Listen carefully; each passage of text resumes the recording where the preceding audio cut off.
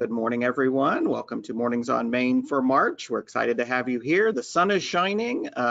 We've been talking behind the scenes in the green room about weather and how March can be so unpredictable, but we're all thankful that that cold weather is behind us from a few weeks ago.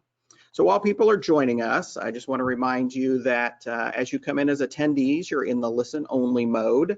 You're automatically muted when you come in. You can change back and forth between telephone or computer audio if you need to. If you're having any technical difficulties, feel free to do that. And you can find those directions in your control panel with the phone number and how to do that. We want to be as interactive as we can through this platform, and so there is a question chat box that you can type in your questions, and we want questions. We want to hear from you. We've got three great panelists this morning, three executive directors of Main Street programs here in Missouri. And so as you're hearing what they're saying and something pops in your head, go ahead and type it in the question box. I'll be moderating that box, and we'll dole those questions out as we go. And if there's something specific, we've got the three panelists will be presenting. We may do a little Q&A in between if something comes up, but if not, we'll have a Q&A section at the end also for all of them. If for some reason we don't address or have enough time for questions, there's my email address on the screen there, or I also get the emails if you reply to all of the emails you've been receiving about the webinar. Those come back to me. So if you have need further follow-up or have additional questions, please let us know.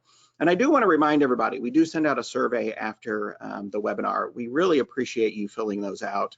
It's important to us, but it's also important to the folks that help fund the things that we do, that we gather those that feedback and share that with them. So we'd appreciate that if you would.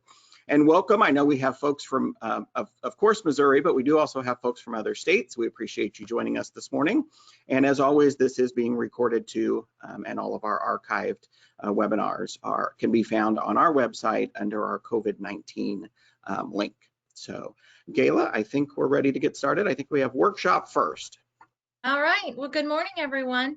So talking about people coming all across besides Missouri joining webinars, not to put you guys, our speakers today, in concern that you have this, global audience, but you do.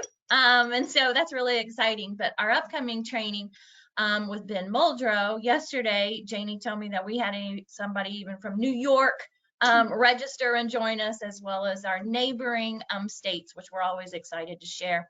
Great training with our neighboring states. But this training actually we're doing as well in partnership with Georgia.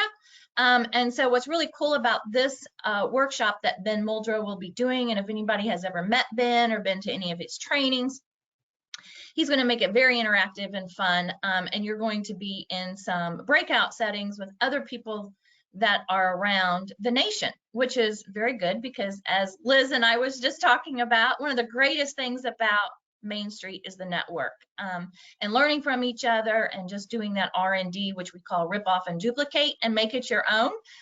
So you guys are going to be able to learn from others than just Missourians. So this is going to be really good. So we look forward to having you guys join us. I do want to mention that the registration, of course, is open, but it is going to go up double on Friday, so make for sure to get registered before Friday.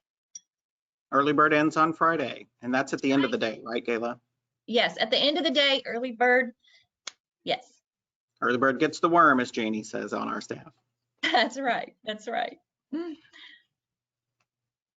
All right. All right, so welcome. We're excited to get this kicked off. Again, we have three amazing Missouri directors with us today that's just doing amazing work in their communities. We are truly blessed here in Missouri to have just such amazing people leading our communities, and so proud of them. And so they have done just, as many of us has said, we have really just persevered right through COVID, and you guys are great examples of how to take an event and make it successful even when we can't be shoulder to shoulder with everyone. So I'm very excited to bring this to you guys and hear what everybody has to say. Of course, we've had the sneak peek and have heard from each one of them about their event and also really dived into what they were doing as well. So really excited to bring this. So we're going to start with Liz. Liz is from Old Town Cape, and Liz, we're going to let you kick it off, and if you want to do just a tad introduction about yourself, go ahead and do that. Hi, thank you for that introduction, Gayla, and good morning, everyone. So a little bit about myself, very briefly. I was born and raised in downtown Cape. My family and I had 3 small businesses growing up, so I can speak very authentically to what it is to have a business in downtown Cape. I was then away from the area for about 17 years, working in for a large nonprofit and in higher ed in St. Louis after graduating from Mizzou, and was thrilled to come back and take this position about 1.5 years ago. So I will go ahead and dive right in. But before I jump into our fundraising event, Revivify, I wanted to share just a bit about Cape Girardeau, Missouri, just in case you're not familiar with our community and to provide you with a little context. So we are a regional hub for the Boot Heel of Missouri with a population around 42,000. We are a large district of over 130 blocks with over 300 businesses and over 4,500 residents. So we are a large district. We were founded in 1999. And a little bit about the team, so you kind of know that context. I am a full-time executive director, and I have a team of 3, including a full-time assistant director, a full-time event coordinator and farmers market manager, and a part-time marketing and communications coordinator. However, I will say at the time of this event I'm going to be talking about, we had a vacancy in the event coordinator role. So since we are in the Main Street world and we are all about a sense of place, I also wanted to include just a few shots of our downtown here for you to give you that sense of place. As you can see, we are a river town. We are situated, our downtown sits on the Mississippi River, and so we certainly leverage that as an asset. So let's talk about Revivify. Since its inception, Old Town Cape has hosted a dinner auction as our main annual fundraiser. We rely on those funds to really sustain the organization, to keep the lights on, to pay salaries, to support our small businesses in a multitude of ways, to fund many annual projects in support of our mission of making our downtown community the best it can be, as many of you do in your respective organizations. Just a few weeks before COVID hit our area, we had convened our auction co-chairs to plan for the annual dinner auction. But then just a few weeks later, once we realized the potential impact that COVID was going to have on our community, we quickly gathered that we would have to think outside the box to figure out how we were still going to be able to raise at least $40,000. So I'm going to share with you the goals and outcomes of Revivify first, and then I'm going to hone in and share how we actually accomplished those goals. So Revivify means to bring new life or vigor to. We couldn't think of a better word to describe and illustrate the revitalization work that we all do every single day than that. So it was a very natural fit for the name of the event. So Revivify was a multifaceted event consisting of, it was 5 hours long. We had a live stream, a radiothon, and an in-person open house style event. We ultimately did exceed our goal of $40,000 by raising $42,600. And obviously that was worth celebrating in itself, but we considered the event a win for many other reasons as well. So Revivify showcased our mission and the vibrancy of art in downtown Cape, promoted downtown businesses, uncovered new ways business owners feel the organization supports them, which we are weaving into our mission-focused storytelling that we share with the community. And it also allowed for folks to engage with the organization, with the event, at whichever way they were most comfortable. In addition, since there were so many moving parts for the event, it provided an opportunity for us to diversify our funding sources and more than quadruple our number of sponsorship opportunities. So that was really huge for us. We also had a planning committee of 10. We had 6 weekly office volunteers that came in to help us accomplish those everyday event planning tasks. We had 25 event volunteers the night of. And that was just compared to a very small handful the night of in the past. So that right there is 41 people that were automatically invested in the successful outcome of the event. They were promoting the event, they were telling their friends and family about it, bringing folks there, bidding on silent auction items. We had that automatic investment there. Volunteers are so important. And now they're plugged into the mission of Old Town Cape going forward. In addition, we formed a sponsorship trade with our local TV station to promote the event for free. So we didn't have that advertising cost there. And obviously this wasn't a seated dinner, so we saved on the overhead cost of that. There was also no cost to the radiothon because there was a downtown business owner that donated the phones and the call-in number, and of course the radio station partnered with us for free as well. So very low expenses and cost, which really helped with our bottom line.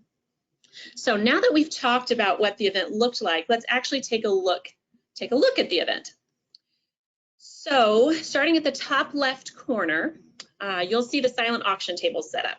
In the past, we used paper bid sheets, but this year, this past fall, in order to allow for folks to participate, whether in person or at home, we utilized the software, the donation software Octria, and it was inexpensive, it was user-friendly, it cut down on our labor exponentially, and it eliminated the spread of germs with COVID.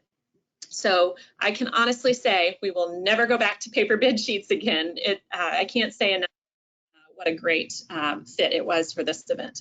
Folks could visit the event in person, as you can see, to view the items, or they could view all of them in the app. They could bid. We had it open throughout the week, and they would receive a notification when they were outbid, so they could even attend in person and go home and sit on their couch and continue bidding, however they wanted to do it.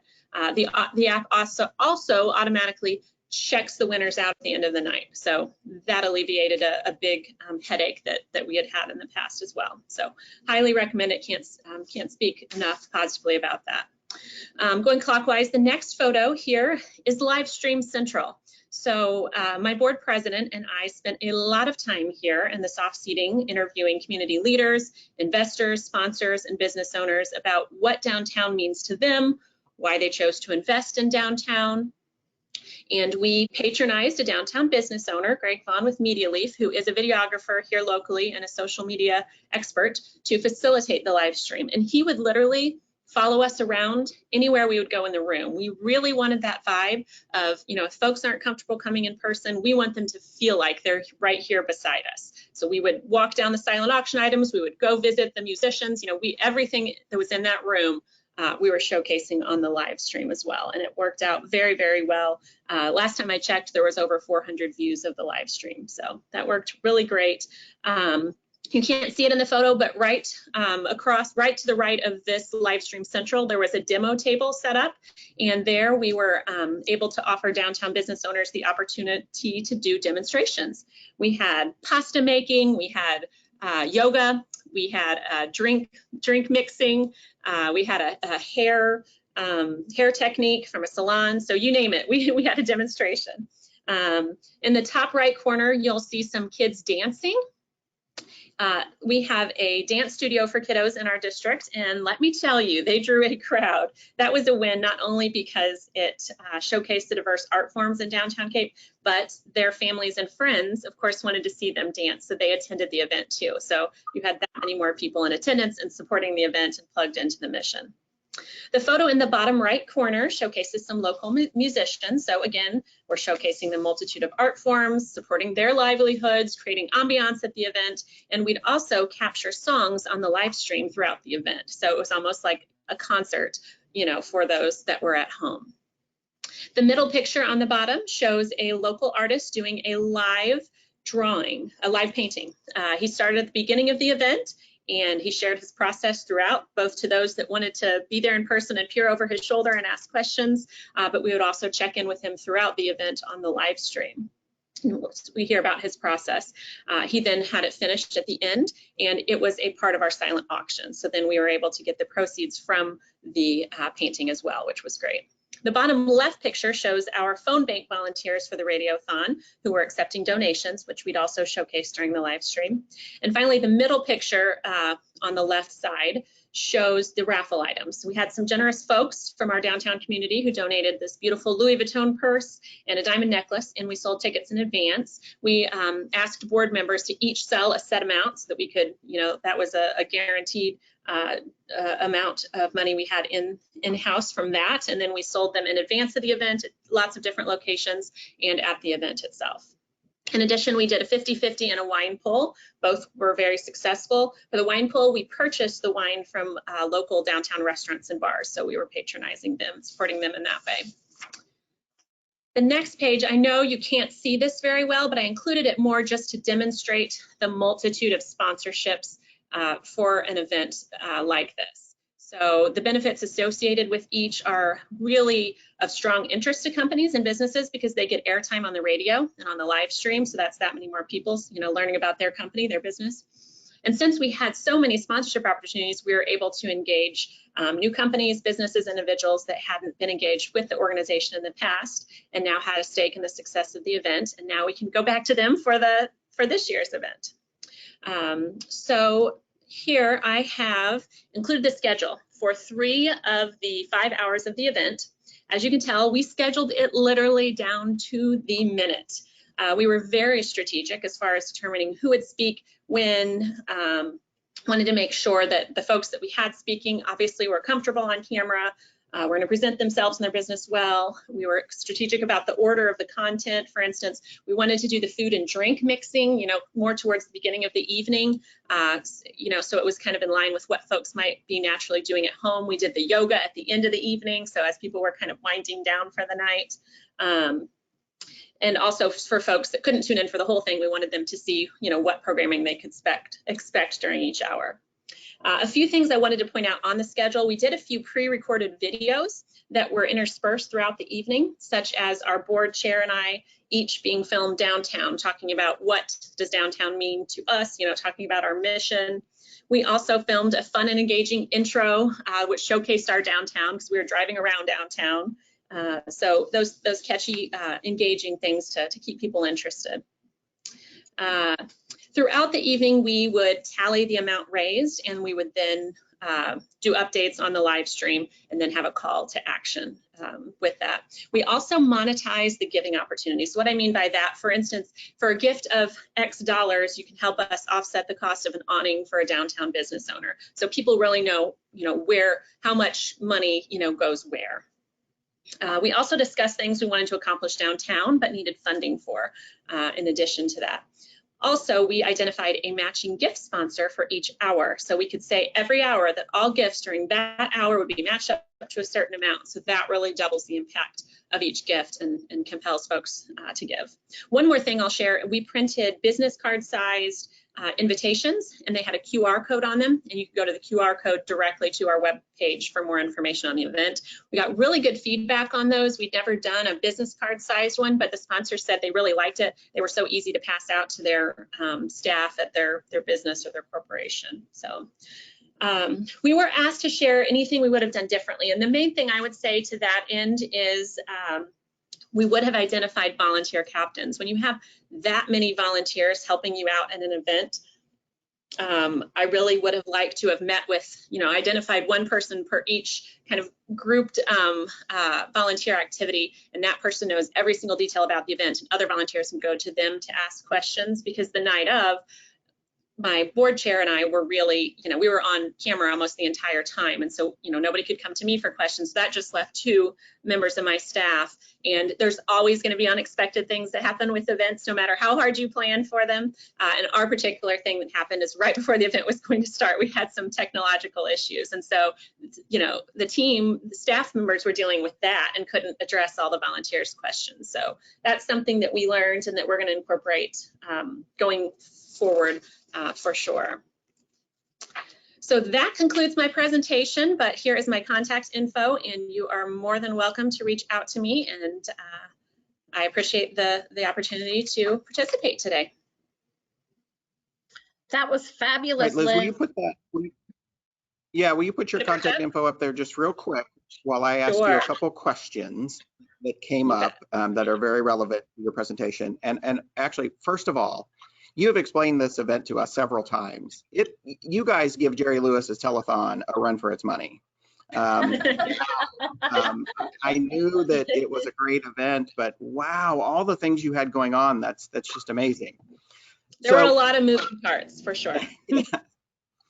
Kudos to you and your team. And of course, you know, you have a great team staff-wise. You also have great volunteers. You've been a program for, is it 20 years? 21, I believe now. Yep. Okay. So Liz, the big question, and I even wrote it down too, but we also had 4 other people ask, the app that you used for your silent bid, could you spell that for us? Absolutely. It's AUCTRIA, Octria, AUCTRIA. Okay. And is there a cost involved with using that system? There is. And we compared several different software programs that did the same things, and that was the most inexpensive we could find by a long shot. The other ones that I was looking at were 4 times as much. They were quadruple the amount. So we paid $600 for it, and was looking at some other ones that were $2,400, $2,500 that had the same capabilities. So I was really happy to see that, because that certainly helped with our bottom line. And it was just fabulous. I have absolutely no complaints about it whatsoever. It was really great software. Okay. A couple other questions just pertaining to you. Was the 42,000 raised net raised, or did that, do you still have expenses to pull out of that? That was net, but our expenses were quite low, just because we had little overhead. The casino where we hosted the in-person portion of the event donated a large part of it. We did pay for the live stream, but it was paid the business owner that facilitated that. But we felt really good about that, because he's a downtown business owner and we've worked with him in the past. And then we got everything that we had, like we did pay the musicians, but we got that sponsored. And I should have mentioned about Octria, we also got that sponsored. So we had a technology sponsor. So we really tried anything that we had, we wanted to get a sponsor to cover the cost of that, so that we would have very few expenses. Perfect. Great.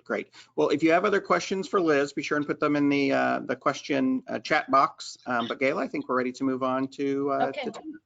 All right, Keith, I have one for Liz. This director wants to know how many volunteer hours was collected for this event. And then she is a staff of 1. So how many hours do you think it would have taken without your staff? Only 1 person. So do you have any idea how many hours the event? I don't unfortunately know exactly how many volunteer hours, but it was a significant amount, because as I had mentioned, we did not have an event coordinator when we were facilitating this event. So we really relied on our volunteers that were coming in every day, because, as we all know, the rest of everything doesn't just stop just because you're planning it. Exactly. So we all had a lot on our plates already. Yeah. And then, to have this big event with lots of moving parts. So we reached out to the university, our local university, right away. And basically I said, help me. And we need some volunteers. And so we got some great, fantastic student volunteers, which students are such a great captive audience, because they're always, a lot of them are looking for different things to add to their resume and getting that real life experience. Right. We had a volunteer coming in every single day of the week for a group of time for I think it was about 2 months leading up to the event. The event was in late October, and I believe that started about 2 months prior to that. We would have a volunteer coming in for 3 to 4 hours every single day of the week leading up to that. So it's a lot of volunteer hours, so I don't have the exact number. And then the night of, we had people arrive at least an hour before the event, and we had volunteers staying until about an hour after, helping us with cleanup. And then to the other question about a staff of 1, it would have been very, very tough if I didn't have my amazing team to help with that. It was myself, the assistant director, who's full-time, and then our part-time marketing communications coordinator, and we were all doing things that, you know, are typically, obviously, you know, in our day to day, but we all wear many hats anyway doing this. But we do in Main Street for sure. I think if you're, you know, if you're interested in doing an event like this, there are probably ways that you could make it happen. You know, being a one woman or one man shop, but you could scale things back, I think, to make it fit your organization, and then maybe up the number of volunteers even if possible to help out, because people, you know, a lot of times people want to help, they just need to be asked.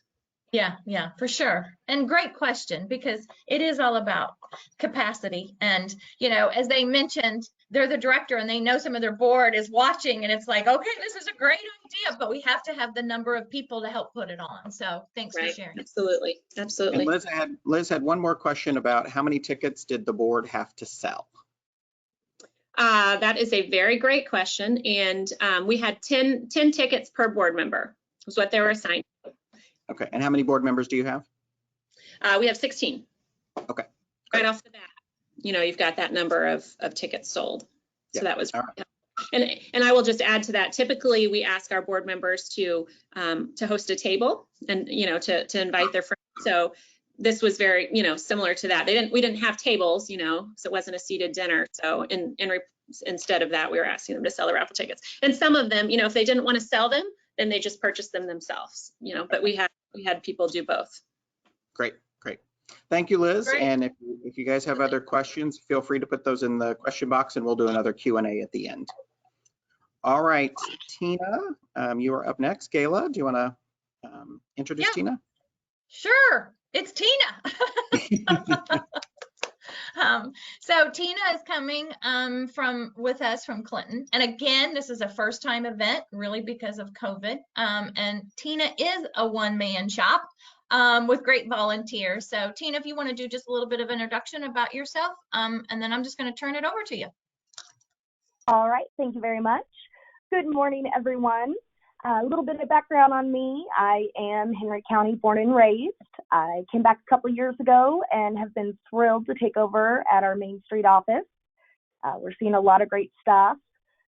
I did start in the age of COVID, which made it interesting. So since I've begun, it's been about creative solutions.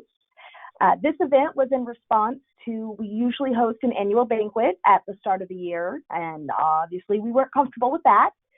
So this event was one we put together in its place. And to start, I'd like to just show you a little clip from our beginning. Keith, if you wouldn't mind starting it for me. Yep, Tina, I'm going to watch you. I have not done video on GoToWebinar, so let me know if you can hear this, and if not, I know where I can adjust it. But we'll do this. We'll do this live. Here we go.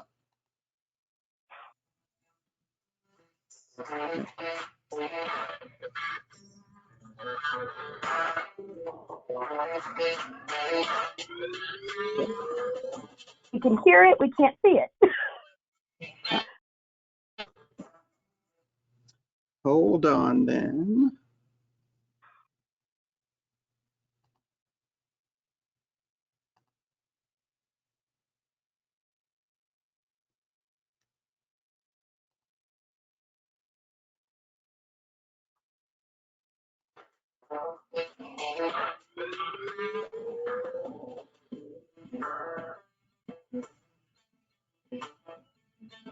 There it's going, sort of. There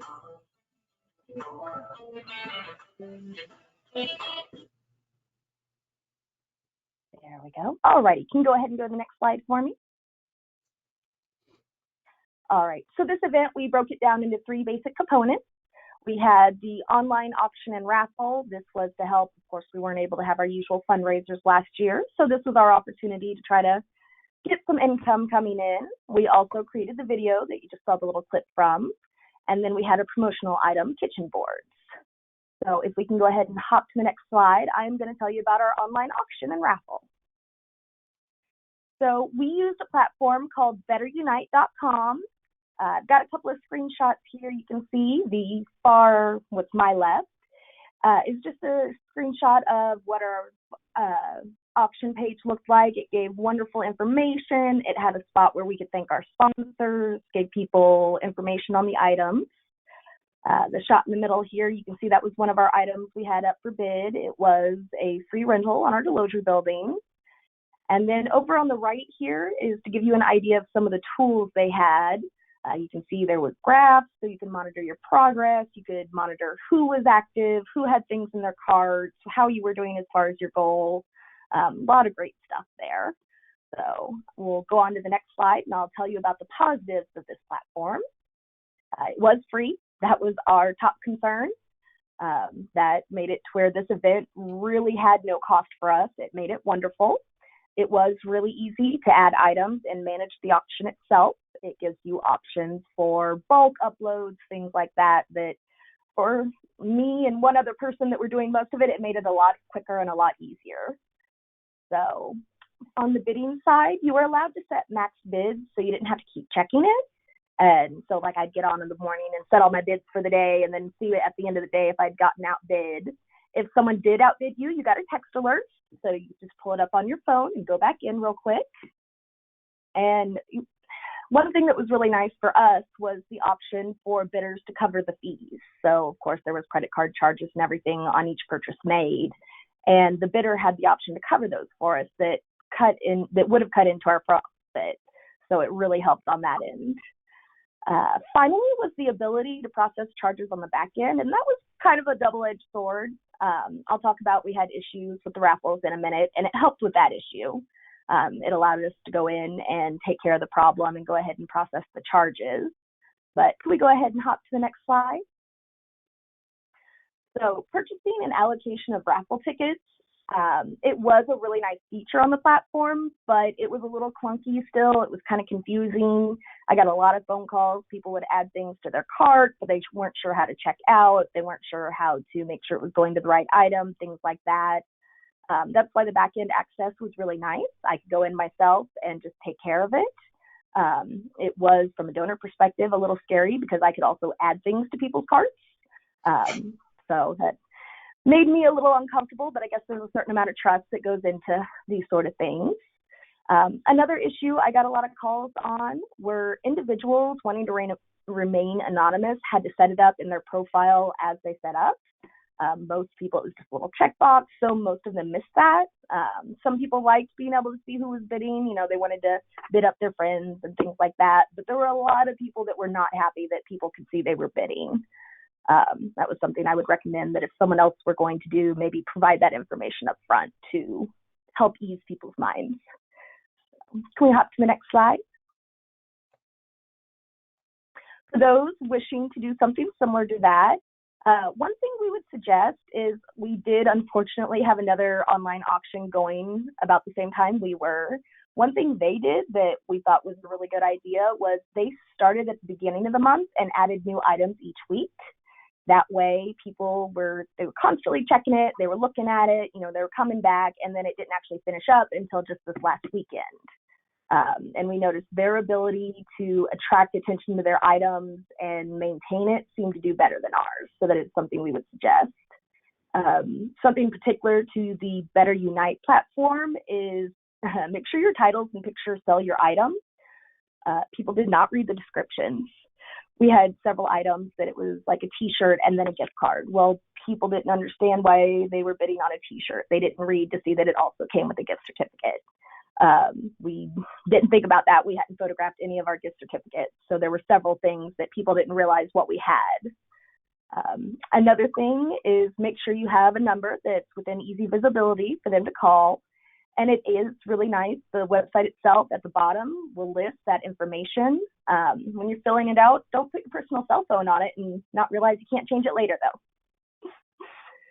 So that's about our option. Can we go ahead and hop to the next one? What advice do you, Hold on. There we go. what advice do you have for others considering historical preservation in the downtown area? Well, there's a lot of buildings here, and a lot of them they got a lot of good life left in them. And I would say, you know, whether your project is minor or major, just, you know, reach out to Main Street. Main Street has a lot of resources, a lot of people with a lot of experience, done a lot of different things over the years, and you know, whatever you think you probably need to have done to your building, someone's already gone through it. So someone can probably walk you through the process, tell you what to expect, and offer some advice on how to get it done. So that was a clip from Mr. John Borthwick. He is a member of the design committee. Oops. Okay. I'll show you the other clip here in just a second. This video was made up of different clips like this, talking to different members in our downtown about what they had experienced this year with COVID, what their contributions to the community were, how they had seen COVID affecting our downtown, and how our downtown had responded. It was kind of our opportunity to promote the downtown and let people know what Main Street actually was doing. This next video is from Mary and Cheryl of White Flower. They were actually on Mornings on Main a couple months ago. Some of you might recognize. Can we go ahead and play that video?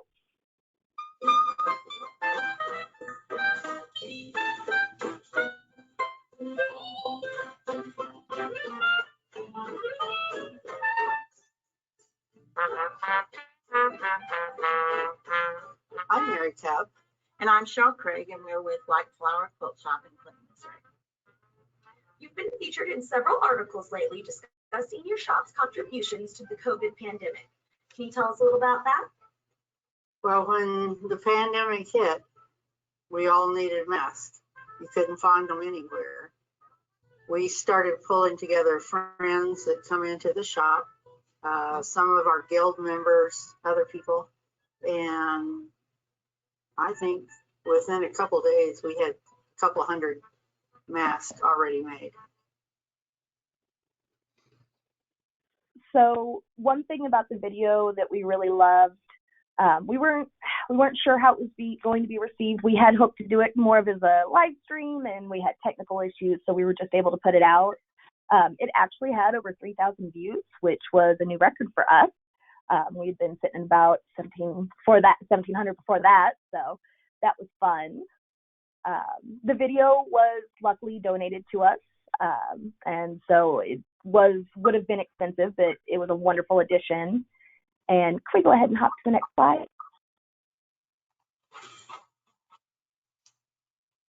Okay, perfect. So the kitchen boards were our final element. These were just a fun promotional item people could get. We do still have them available in our local shop here. They were made by one of our local shop owners, Katie Austin of the Branding Iron. These were just kind of a fun add-in. You know, a lot of times you see these kind of things come out and immediately you get a call, oh, I need that for my kitchen, I need that for my wall. So we're seeing good success with those so far. So can we go ahead and go to the next one? So in the end, we made just under 4,000. It was less than we hoped to make, but it was all profit. We wouldn't have seen it otherwise. And it's one of those things that it was a great learning experience. If we have to do another online auction, now we know what to do. So like I mentioned, the video was viewed over 3,000 times, so we were thrilled with that. And the initial cost of the boards were covered by pre-order sales, so now anything we're making is profit. So overall, we felt like this event, for something that we whipped up just this year in response, we're very happy with it. Definitely a lot of learning opportunities, but overall, we're thrilled with how things turned out.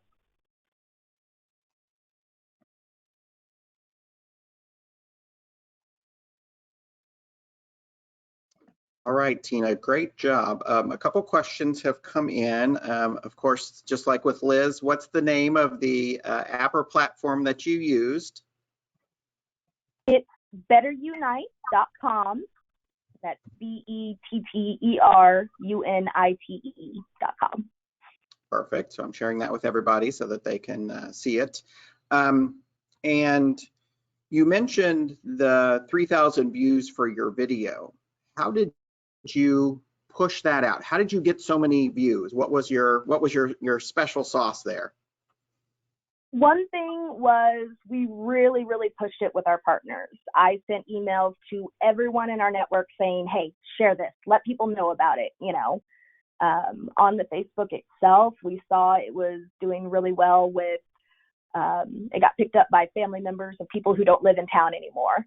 And so we were seeing a lot of comments, a lot of things on it about people out of town about, oh, it's nice to see, you know, what's going on in my hometown, things like that. So we were really thrilled with how far it spread. It's definitely been our best Facebook success so far.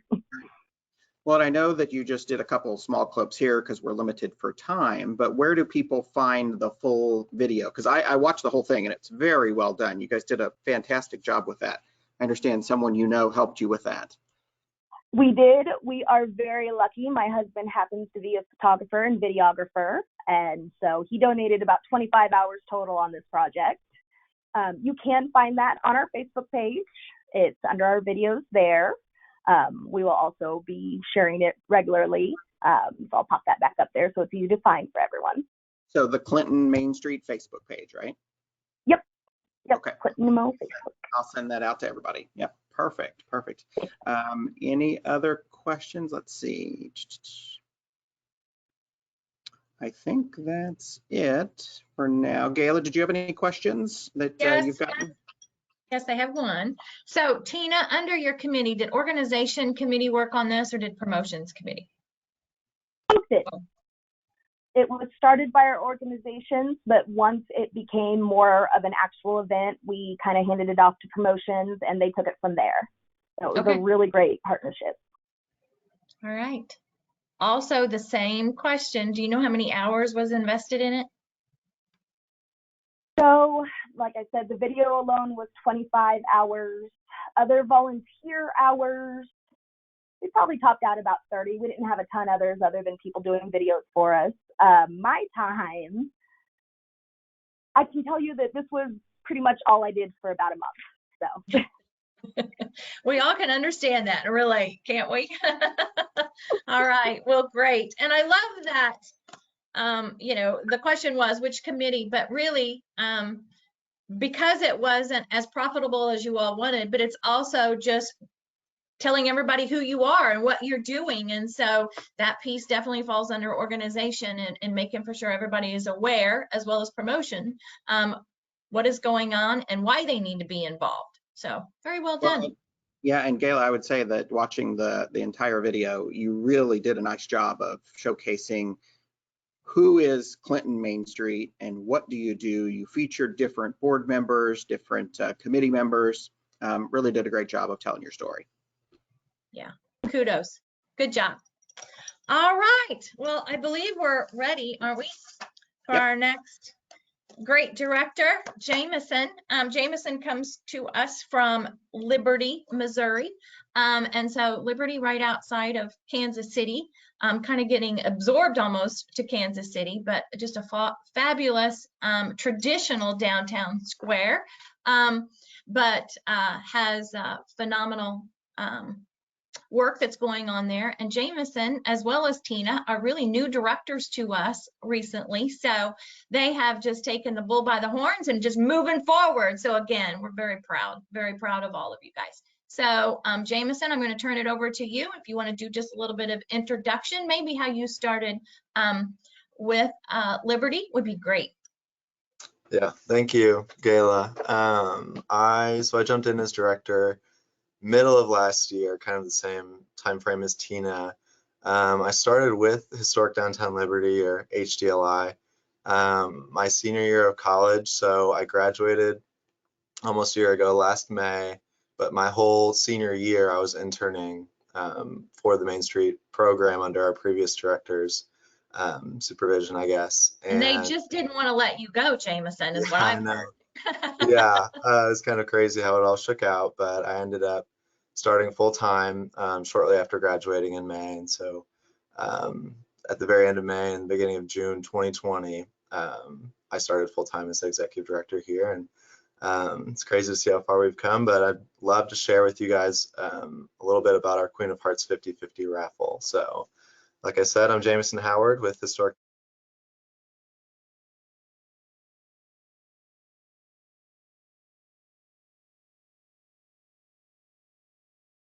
Jameson, we've lost your audio.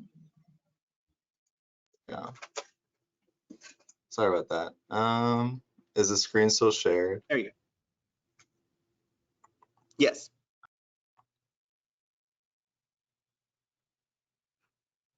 Jameson, you keep hitting your audio. I don't know that you can use the, I think you have to use the arrows to advance your slides. But you're still muted.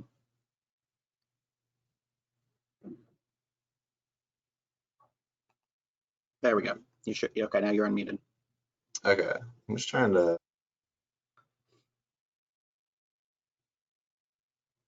Making sure I can get to the next slide. Yeah, click your mouse onto the screen of your presentation, and you should be able to get a little arrow at the bottom or use your arrows to advance them.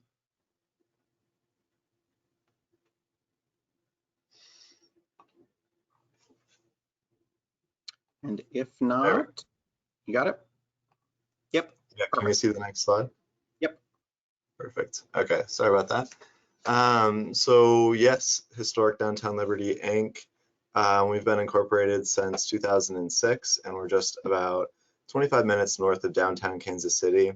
Just over 30,000 people in our entire town of Liberty. And the town of Liberty was incorporated in the early 1800s, founded even earlier, but incorporated in 1829. We're the county seat of Clay County. And like Gayla was saying, we feature a more traditional and historic square. We've got 2 other people on staff with us, and also a farmers market manager. I'm the only full-time staff. And then we've got 1 part-time executive assistant, and then a William Jewell intern, which is the college that I graduated from recently, and so that's the position that I was in before jumping in as executive director. So I will go straight into what this Queen of Hearts raffle is and what it's all about. It's a 50-50 raffle with weekly drawings. So you might have heard of a traditional 50-50 raffle where you put, however many ticket entries in, and then there's a drawing, and if your name is drawn, you get half of the pot, and whatever organization you entered the raffle for gets the other half. So it's on the same lines there. Tickets cost $5 each, but with weekly drawings, there's only 1 drawing per week, and if the Queen of Hearts isn't found on that drawing, all of the money from that week's drawing gets thrown into the pot for the next week. And so this 50-50 raffle really was drawn out over multiple months. We didn't have an actual Queen of Hearts winner who ended up winning over $14,000 until months after we started this event back in August of 2020. So, like I said, participants buy a $5 ticket, and you can see on the right there the board. So once you buy your ticket, you choose a lucky number, and you've got a full deck of cards on that board. And we've also got a physical board here in our office that we bought. And so whenever you buy your $5 ticket, you choose, and my lucky number is 5, right? So I would say I want 1 ticket, and I want number 5 to be my lucky number. Then out of all the people who buy a ticket for that week, we'll put it into a hopper or a drum, or you could pull out of anything, a bucket. And then, so we'll just draw the 1 name, and we'll say, okay, Jameson Howard, number 5, if I had gotten my name drawn. Obviously, a staff member wouldn't be entering your own Queen of Hearts raffle, but for the sake of example, then we would go over and cut out with a knife from the actual physical board in our office, all on Facebook Live, the number 5 card. And if that card happens to be the Queen of Hearts, then I would win half of the pot. If it's not the Queen of Hearts, and it was another queen or a joker, I'd get 5%. That's the structure that we went with. If it's none of those, if it's like a 7 of clubs or something like that, I still get $50, or whoever's name was drawn gets $50. And then all of the people who bought $5 tickets, so if 100 people bought a $5 ticket, then the pot goes up by $500 for the next week. So stay with me. I'm sure there's probably a bunch of questions in the chat already right now. But that's the general how the game works. And like I said, we would use Facebook Live, so we'd go live on our Facebook page to draw, so that everyone who bought a ticket can see it happen in real time. So if you want to learn how to get this set up for your own community, the first thing is to make sure that you know when your drawings will be and how you want it to look. So Facebook Live was great for us, and we chose Thursdays at 7 p.m. for our drawings, and that time worked great as well. Also make sure if you're from out of state, we saw that Missouri was pretty lax with any raffle regulations, right? But make sure that your local and also your state allows this type of raffle to be held. We also set a goal of $3,000 for our first week's pot.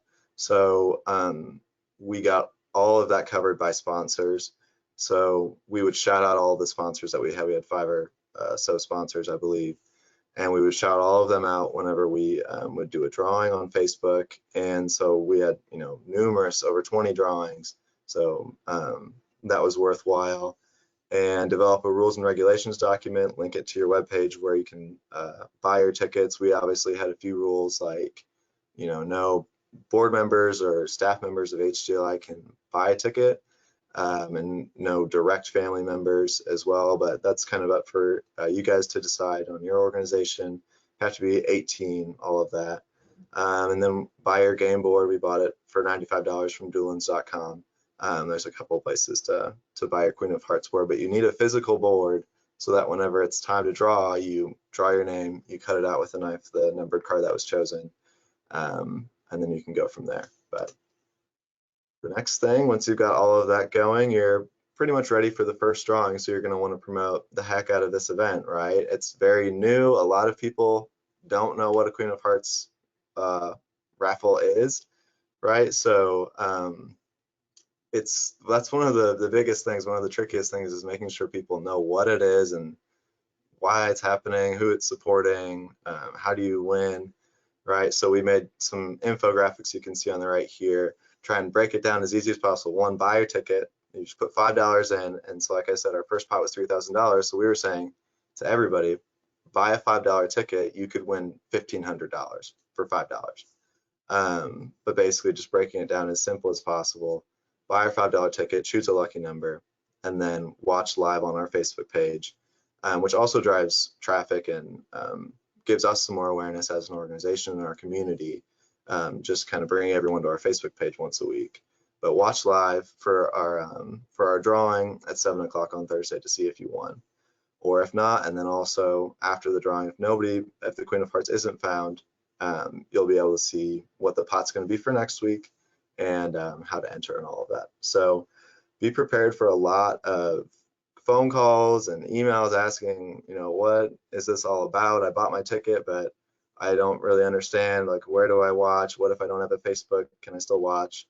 All of this stuff is going to get thrown to you. So like I said, I'm the only full-time staff member here, but we had an amazing board member, Patrick McDowell, who put countless hours into this with me and helped with the drawings, and our part-time staff also helped a lot too. But once you get going, once you launch your auction and start selling tickets, be patient. I remember the first week we only had, it took a while for us to get selling, and then everybody buys on Thursday, right? Our Thursday night is the drawing. We close off ticket sales at 5 p.m., 2 hours before our drawing.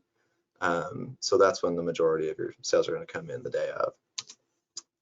We also decided to highlight some of our small businesses while we were at this. We would choose one business per week, and you can see here in one of the pictures Patrick McDowell interviewing he's a board member of ours, interviewing a shop owner, Petals from Potpourri down there, saying, okay, what's your shop about? When is it open? Where can you be found? What do you guys sell? All that stuff. So a lot of the businesses enjoyed getting that free promotion, and also some of them would even say that their traffic would go up after being featured. We'd get about 500 to even over 1,000 for a few of our drawings. Viewers live, we'd only get maybe 20 or 30 or a few more than that watching while we draw, but cumulative over time, people would watch after the fact, so the numbers would grow significantly. And we used a software called Switcher Studio, and Patrick was great with editing videos and making sure that these pre-recorded segments were put seamlessly into the live stream on Facebook as well. So those turned out nicely. We also had a few specials and one-time promotions throughout the life of the auction. Like I said, we started way back in August, and we didn't stop until January. So Obviously, that's great. The pot keeps on growing. You want to make as much money for your organization as possible, but you want to also keep it interesting. Make sure people are still continuing to buy tickets. So we always offered 10 tickets at the price of 8. So you get for $40 you get 10 tickets, and we also had a $1 flash sale, I guess, for tickets on Small Business Saturday, but stuff like that was good. We ended up drawing a winner on January 14th. Brenda chose number 32, and she won over $14,000, and we ended up netting just over $15,000 for the entire event. So that was very exciting, just a month or two ago now. So that kind of breaks it down for you here, the exact numbers of it all. Not a whole lot of costs, and obviously it did take some time. I broke it down in the weekly time commitment, so about an hour to promote it and sending out emails and on social media and whatnot. The interviews with small businesses and editing the videos were 2 or 3 hours or so. Writing tickets, if you sell a lot of tickets, it's going to take some time to write them, so thankfully we had help there. And then answering miscellaneous questions that come throughout the week, and the drawing itself takes about an hour each. As we start to consider another auction here in the future, trying to find a way to have recurring weekly charges. We use Square, which is what we use for our website, but we weren't able to use a function where it automatically charges people week after week until the auction concludes. So that would be a great thing to consider in the future. Starting out with a higher pot, $5,000 or $10,000 would be great. Also, just to start out at a higher number so it doesn't take so long to get to 10 or 20. We almost got to 30,000 for our pot. Just thinking outside of the box more, getting more local media attention on it as well. So that is about it. I'm sure there's a handful of questions, but happy to answer. That's awesome, Jameson. And full disclosure, I think I bought a ticket or two. I didn't win anything though. I kept harassing Jameson that I didn't win anything, just because you're my neighbor also. So you mentioned how you collected money. You used Square. So did you, people could go to your website to buy the tickets and then the processing was through Square? Is that how that worked? Yes, we just had a central landing page on our website, just the Queen of Hearts tab with how it works, the rules, a video of me explaining how it works as well, which was also useful. And then we would just eat the cost. There's a few percent transaction fee rate per ticket. So I think we only really got $4.50 something per $5 ticket. And then that was just covered by us. And then at the end of it, right, so we had about $2,000 worth of tickets on that last drawing. That's all for us. Whenever someone wins, they get half of the pot that it was going into that week. And then so that extra $2,000 where the pot was going to grow stays with us, and that covered all of our extra costs. And that's why we netted just over 15, and she got a check for 14.5. Okay. Remind folks where you bought the board from and how much it was. Yeah, it was about $100 from doolins.com, DOOLINS.com. But if you Google Queen of Hearts board, you'll find a couple places where you can get multiple vendors. Yeah. Mm-hmm. We do a similar thing with Rotary on a weekly basis, where it's a card game and it's the Joker there. So similar process. But yeah, I'll tell you, it was fun to watch the production that was put on. And I know Patrick, you mentioned Patrick and being part of that. He is a techie type person, audiovisual person. So what kind of equipment did you need to put this on? Yeah, we had a full studio almost. Patrick brought in like lights, and it was a full setup, so it was awesome. But you really don't need quite as much as we had if you just are bare bones and want to. It's completely up to you how you want to run your auction. But would encourage you to go to our Facebook, Historic Downtown Liberty. If you just search that on Facebook, and you can watch all of our drawings and see how that turned out for us. But yeah, we had. Like I said, Switcher Studio was the other software that we used, and we had microphones for that as well. But it's really if you just want to put your phone up against a water bottle and use that video and audio, you'll draw. Just make sure everyone sees it happen, but it's up to you. That's grassroots now, right there, Jameson. But that is great. What a great event, and what a fun event. Just really was cool. And Patrick has such a wonderful personality, so I'm sure it was really fun to do this with him and everybody who's involved. So fabulous, fabulous. Yep. All right. Well, hold on, Gail. I have a couple more questions. Sorry. Okay. Actually, our board president, the board president of Missouri Main Street, just said ask the board members to buy tickets to increase the pot in the beginning, but then they can't win. Yeah. Yeah, we made it a little too strict maybe with the rules. We're like, okay, if you're a board member and your mom wants to buy a ticket, that should be fine. But we had that list of like, no staff or board members or direct family could buy a ticket. So we might adjust that in the future, but that's well, and Jameson, you're also in a larger community. I would think in a smaller community that you would think about those restrictions and whatever works best for your organization. Yeah, and be transparent about it too. Right. One more question too. So what would happen if the winner was drawn after the second or third week? Yeah, that's a good one. We were nervous that that might happen, but if that happened, I mean, the board came less than a week from when we ordered it. So if that happens, you keep half of the pot, right? So maybe the pot got to $4,000. And then if someone wins $2,000, you just make the pot $2,000 and start a whole new game. Okay. If it happens in the first couple of weeks. And that's what some communities do. Even when it gets to $50,000, they'll just say, okay, next week's pot's 25 and just make it grow exponentially from there. We kind of just saw this as a first run, and we're taking a little bit of a breather right now, but yeah, it's just completely up to you how frequently you want to do them. Yeah, so you are planning on doing this again?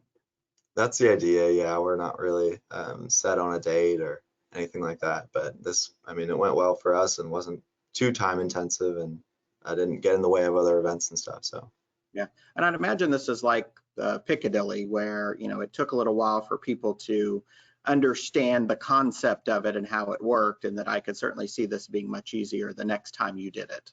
Right, that's the biggest thing. People don't know how, and I even would get questions that I was like, I actually never thought about that. So and that goes to anybody who's watching too. Can find my contact information or message me or email me anyway. I'm happy to answer anything that might come up. Awesome. All right, Gayla, one last thing. Jameson talked about how to get to their video. We did Tina's. Liz, is yours recorded that people could go watch it? Yes, it is. It is on the Old Town Cape YouTube page. So Keith, I can send that to you if you want, and you could get that out to everybody. Does that work? Yeah, yep. And I was also going to ask Liz to have your, I think your sponsorship sheet might be helpful for folks to see that breakdown too. Sure, yep, happy to. Great. All right, Gail, I think we're ready to move on to next week. Close it out. All right. Well, Jameson, Tina, Liz, thank you so much for being the trailblazers out there during COVID and still getting your message out, bringing everybody to know your local program, and also making some, moolah to keep the program going, moving forward. So great job. We really appreciate you guys. We just want to talk about the next Mornings on Main is April the 7th, and it's going to be our State Historic Preservation Office. And it's going to be the state director for SHPO to kind of give us an overview of new things, of what's happening at SHPO, and just kind of an overview for our Main Street programs, how we need to be tapping into their resources, as well as a couple of her team members as well. So we look forward to seeing you guys April the 7th to hear how we can be more engaged with our SHPO office. Great. Everybody, thank you. And we'll see you hopefully at some of our upcoming workshops. If not, next month, April 7th. Guys, have a great day. Bye. Thanks. Bye-bye. Thank you, guys.